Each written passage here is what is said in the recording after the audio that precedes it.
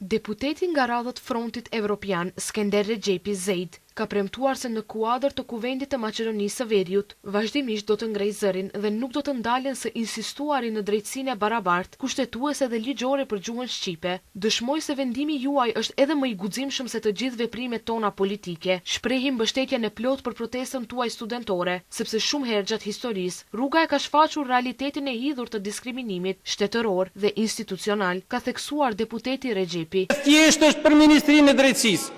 E sjell një akt nënligjore, formon një komision i cili u mundson studentëve që të japin provimin konform kushtetutës dhe gjuhës. Është thjesht, aktet nënligjore nuk i sjell kuvendi. Aktet nënligjore i sjellin organet përkatëse. Prandaj, në këtë vijë është thjesht, nuk du që të kemi nevojë të kundërshtohemi për çështjet që janë shumë. Ndërkohë, Driton Sulejmani, zëvendës ministri i arsimit, ka shkruar se studentët kanë të drejtën e plotë për kërkesën e tyre, që provimin e jurisprudencës ta japin edhe në gjuhën shqipe, ndërsa kanë të drejtë të plotë edhe të protestojnë për kauzën e tyre.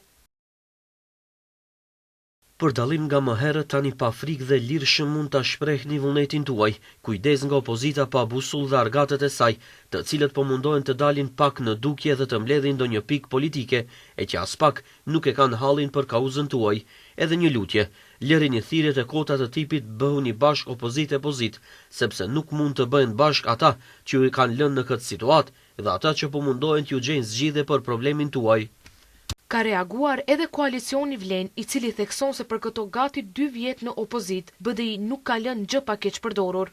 Sot, pa asnjë kredibilitet moral, përpiqet të instrumentalizojë edhe një çështje që vetë e ka lënë peng, e njëjta parti me disa ministra të drejtësisë. Sot derdh lot krokodili për një problem që nuk e zgjidhi kur e kishte gjithë pushtetin në dorë, theksohet në reagimin e Vlenit.